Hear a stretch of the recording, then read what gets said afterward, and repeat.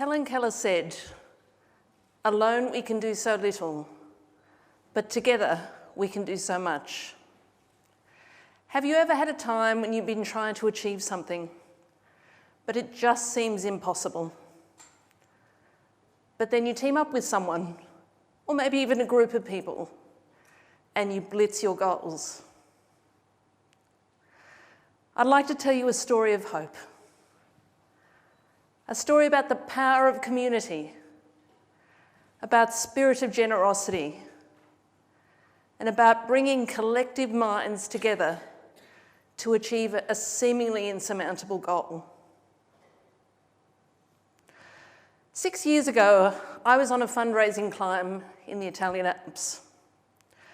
The climb was being led by a man from Fremantle, a father. We were walking along in the Alps, surrounded by majestic snow-capped mountains. And this dad was telling me about his youngest boy, Elliot.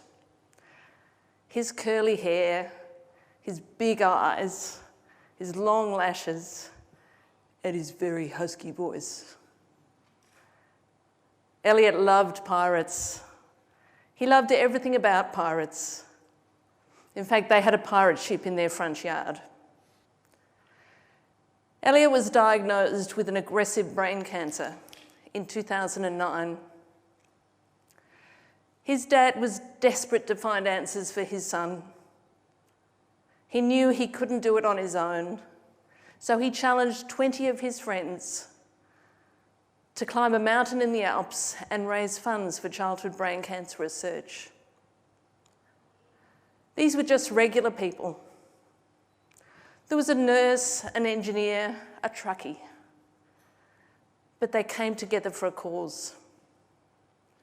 And together, this group of intrepid adventurers, they raised nearly $1 million in just a few months. And this funding was used to purchase a high-tech 3D imaging machine for research. And from this community effort, a charity called the Adventurers, which raises funds for childhood brain cancer research, began in Fremantle. And although the funding raised from this first climb laid the foundation for a world-leading research effort, tragically, it was too late for Elliot. And in 2011, a father had to bury his little boy.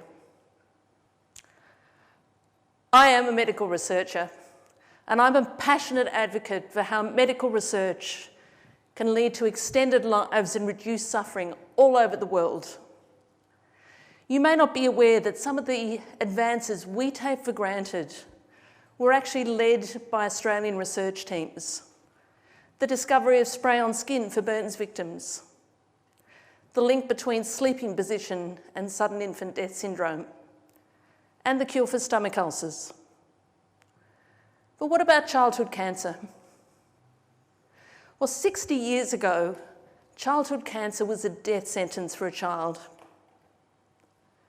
But now, thanks to advances from medical research in diagnostics, personalised medicine, chemotherapy, radiotherapy, survival rates for some childhood cancers have now increased to over 85%.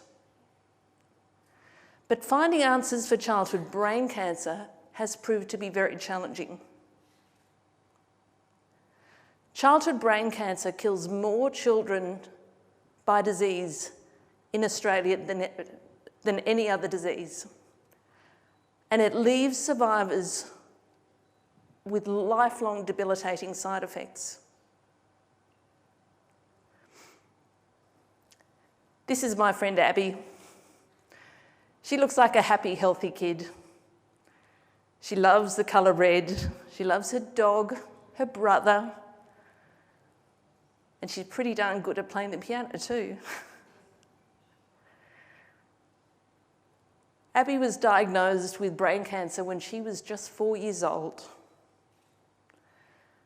She underwent treatment, and she's now 9, and thankfully she's in remission. But that remission comes at a high cost. Abbi will never have a full head of hair. She wears hearing aids and has cataracts. She'll never be able to fully fill her lungs due to scarring. She has delayed learning, social difficulties, and the damage to her brain has impacted her growth, which means that she needs a daily injection of growth hormone. She sees specialists every 2 to 3 weeks at Perth Children's Hospital. She has an MRI every 3 months and a lumbar puncture every 6 months. It is highly unlikely that she will ever be able to have children of her own. And her risk of getting secondary cancers as she gets older is much greater. So why is childhood brain cancer so hard to treat? And why is the impact of treatment so debilitating? Well, when a child is born, their brain is still developing. So the impact of a tumour in a developing brain wreaks havoc. The currently available therapies for brain cancer, they kill the tumour, but they also kill healthy tissue, which is highly damaging. There are some chemotherapy drugs which can't even get into the brain due to the protective blood-brain barrier. And we now know that different childhood brain cancers have multiple genetic variations, which makes it even harder to treat. So we know that there's a big challenge ahead and there is a lot still to be done, but we know the areas that we need to target through research. Over the past 8 years, a very large community of adventurers has raised $10 million for childhood brain cancer research. They've raised these funds through people like me doing adventures that take them way out of their comfort zone. Jumping out of a plane, abseiling, mountain climbing, scuba diving, bike riding, and even stick fighting. That's me doing my best impression of Lara Croft. The funds raised by the adventurers have made a big difference. 8 years ago, there was one person spending half of their time doing childhood brain cancer research at the Telethon Kids Institute. Now, there is a team of 12 researchers who are leading the world in the preclinical testing of newer, safer, and more effective therapies for childhood brain cancer. The adventurers also funded something that was quite unique. In 2013, they funded the Global Symposium on Childhood Brain Cancer. This symposium brought 50 of the world's research and clinical experts in a particular type of brain cancer to Western Australia. These experts were tasked by Elliot's dad with coming up with a plan to find answers for this brain cancer.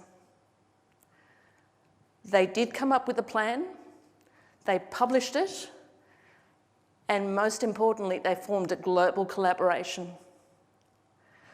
The global collaboration includes research teams from all over the world.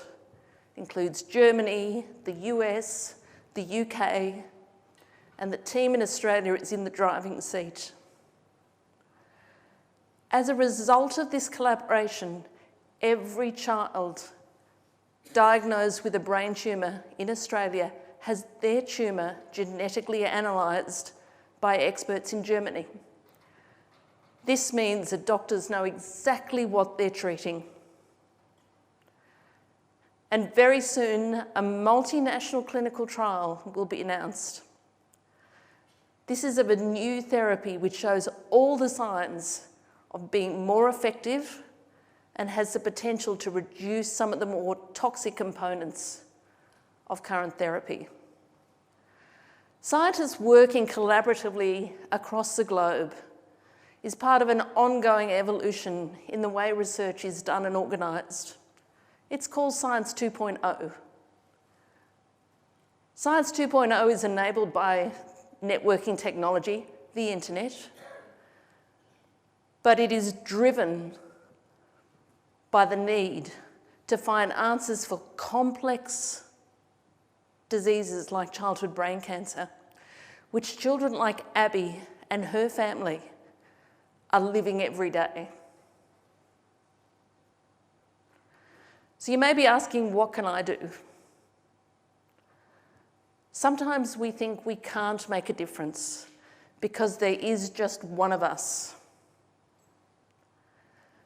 But your part in a community that cares, whether large or small, makes a big difference. Finding a cure for childhood brain cancer or any other ailment. A dad from Fremantle inspired a community of adventurers that continue to raise funds for childhood brain cancer research and a world-leading research team and a global network of experts. This is making a difference. No one scientist or even one research team can solve a disease as complex as childhood brain cancer. But together, this partnership between the community, between the research team, and between the global collaboration of experts has childhood brain cancer firmly in its sights. Thank you.